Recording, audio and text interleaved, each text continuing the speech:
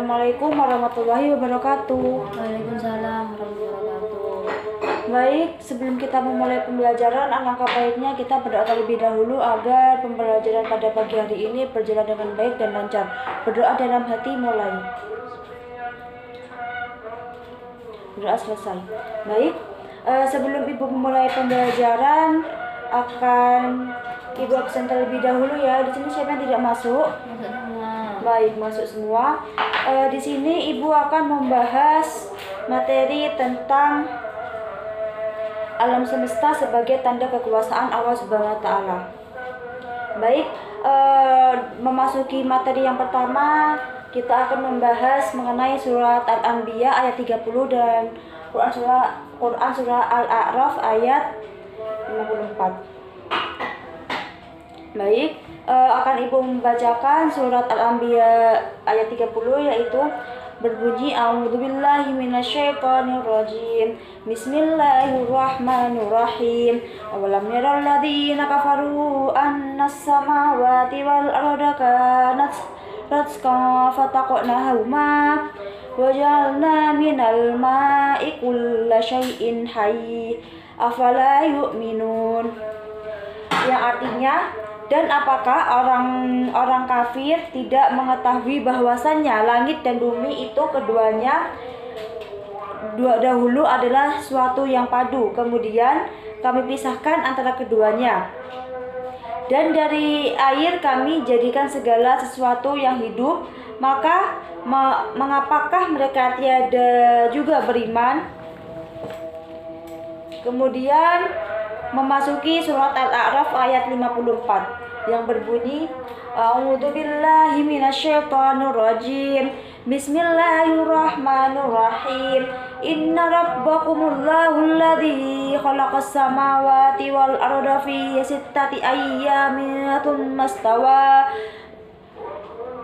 'alal 'arsy yughshil laylan nahara yatlubuhu hasitha wasyamsa wal qamara wan nujuma musakharat bi amrihi ala lahul khalqa wal amr tabarakallahu rabbul alamin. Yang artinya, sungguh Tuhanmu adalah Allah yang menciptakan langit dan bumi alam 6 masa. Lalu dia bersemayam di atas arsy. Dia menutup malam kepada siang yang mengikutinya dengan cepat. Dia menciptakan matahari, bulan, dan bintang-bintang tunduk kepada perintahnya. Dan ingatlah, segala penciptaan dan urusan menjadi haknya. Maha suci Allah, Tuhan seluruh alam. Materi yang selanjutnya yaitu hukum bacaan yang ada di surat itu, yaitu hukum bacaan gunah.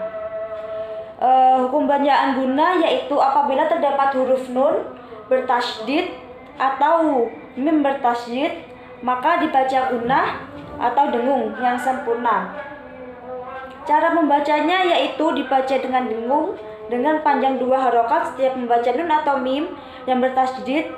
Cara membacanya yaitu mendengungkan nun atau mim bertasydid.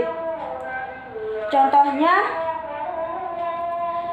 inna rabbahum bihim yauma idzil lakhabir, yaitu nun bertemu tasydid, yaitu gunah. Baik, kita akan memasuki materi yang kedua, yaitu memahami kandungan Quran surat Al-Anbiya ayat 30 dan Quran surat Al-A'raf ayat 54.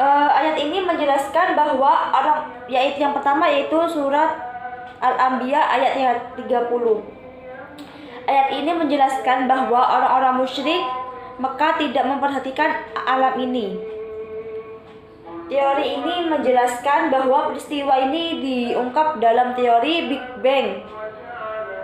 Isi dari teori ini adalah gambaran pecahnya alam semesta dengan dentuman yang dahsyat. Semua peristiwa ini terjadi atas kehendak dan kekuasaan Allah.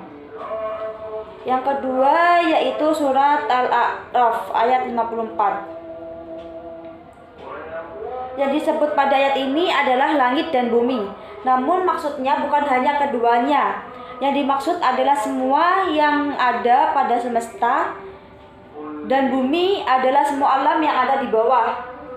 Sementara langit adalah semua alam yang ada di atas, seperti pada firman-Nya yang ada di Quran surat Al-A'raf, surat Al-Furqan ayat 59. Baik, adapun pesan Nabi tentang menguasai ilmu, ya ilmu pengetahuan, yaitu Rasulullah memberikan gambaran bahwa dengan ilmu surga akan didapatkan. Dengan ilmu orang dapat beribadah dengan benar kepada Allah dan berbuat kebaikan. Oleh karena itu, orang yang menuntut ilmu adalah orang yang sedang menuju surganya Allah. Yang kedua yaitu ilmu merupakan sinar bagi kehidupan umat manusia yang mendorong berbuat baik di jalannya. Ilmu menjadi ladang amal pahala, juga menyebabkan seorang mudah untuk masuk ke dalam surganya Allah. Kemudian materi selanjutnya yaitu nilai-nilai yang dapat dipetik pada penciptaan dan pengaturan alam semesta. Yaitu yang pertama, kecerdasan intelektual yang diberikan olehnya mengantarkan manusia untuk berpikir dan mengembangkan ilmu pengetahuan. Yang kedua yaitu aspek spiritual, mengantarkan pada keyakinan kepada Allah yang menciptakan segala sesuatu yang teratur. Yang ketiga yaitu menguatkan keyakinan bahwa Al-Quran memiliki kemukjizatan dalam dasar-dasar teori sains tentang alam semesta. Yang keempat yaitu keteraturan alam semesta menjadi pendorong agar kehidupan manusia harus teratur. Yang kelima yaitu dorongan untuk meningkatkan keimanan dan ketakwaan kepada Allah Subhanahu wa taala. Yang selanjutnya yaitu merawat dan menjaga lingkungan sebagai bagian tak terpisahkan dari ketakwaan. Baik, adapun itu saja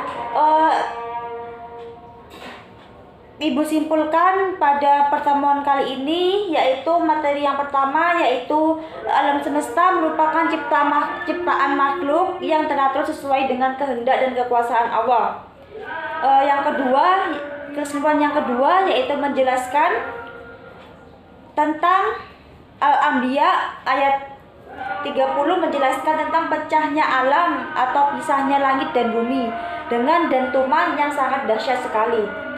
Kesimpulan yang ketiga yaitu Quran surat Al-A'raf ayat 54 ini menjelaskan tentang bahwa penciptaan langit dan bumi terjadi pada 6 masa periode. Yang keempat yaitu apabila terdapat huruf nun bertasydid atau mim bertasydid maka dibaca guna atau dengung.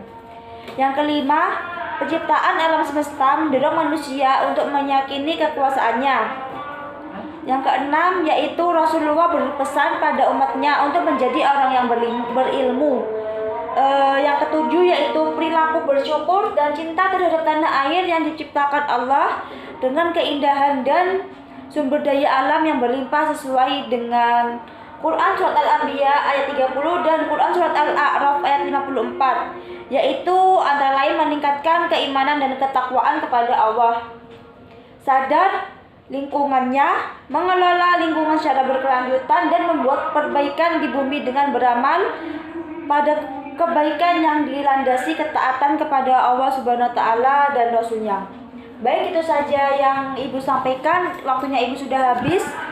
Baik, Ibu tutup. Wassalamualaikum warahmatullahi wabarakatuh.